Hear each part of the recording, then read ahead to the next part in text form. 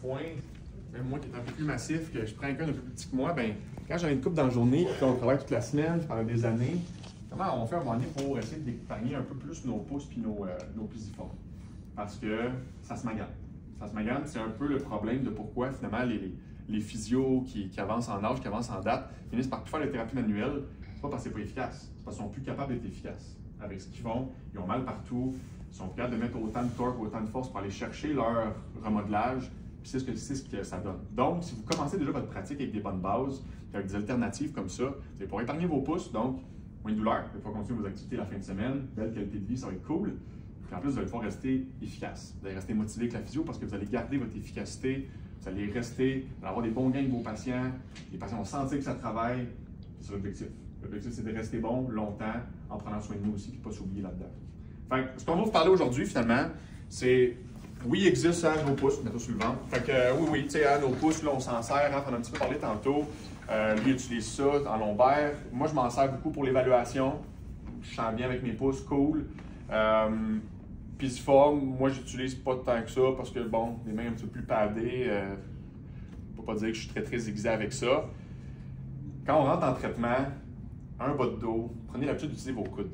Donc, vraiment utiliser l'écran ici en arrière. On va donner des petites nuances, là, pas de venir faire une grosse descente du coude comme à la lutte. Vous pouvez essayer d'utiliser la lame, hein, la lame de l'écran, donc l'espèce de lame de l'avant-bras, pour venir essayer d'augmenter un petit peu la surface. On sait de toute façon qu'on fait des traitements, parce qu'on embarque un peu dans la notion de traitement aujourd'hui, là, en ce moment.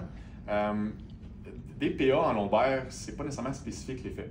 Hein, on a sûrement appris ça, puis sinon, ben, je vous l'apprends aujourd'hui. L'effet neurophysiologique que les PA vont faire, c'est pas parce que vous le faites à L4, L5 que c'est juste à L4, L5 que ça se produit. Vous avez ça de façon assez généralisée, 2-3 niveaux en haut et en bas. Donc, de ne pas être si spécifique que ça, parce que vous n'êtes pas avec la petite pointe de tête d'aiguille de votre coude, vous n'irez pas fou avec ça, c'est correct. Mais au niveau force, au niveau facilité à aller chercher votre 2-3 sur 10, votre 3 sur 10 de douleur, le coude, là, vous me remercierez plus tard. C'est vraiment plus facile comme ça. Donc, hein, si je m'en viens, je vais mettre mon 2-3 sur 10 de douleur, je m'en viens m'accoter.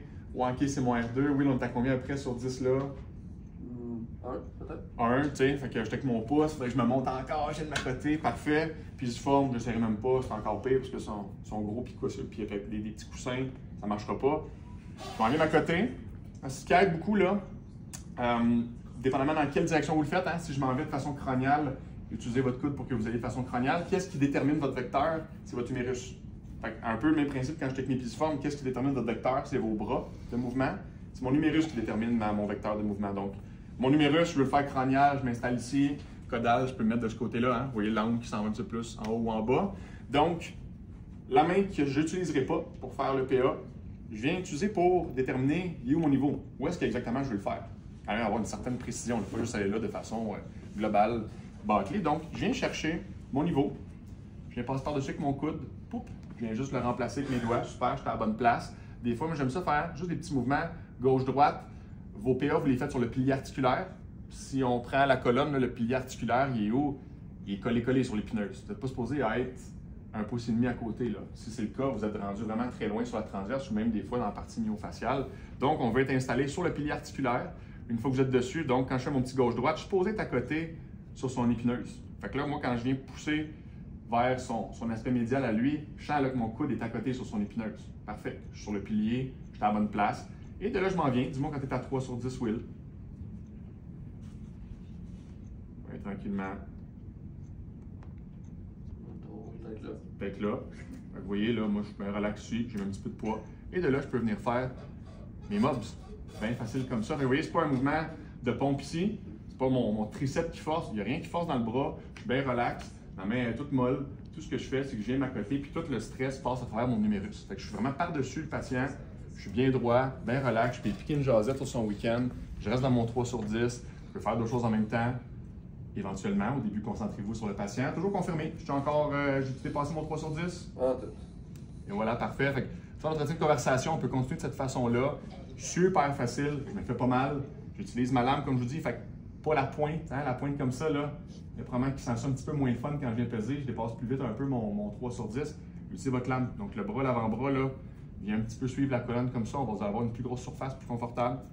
Bien doux de cette façon-là. Allez expérimenter ça.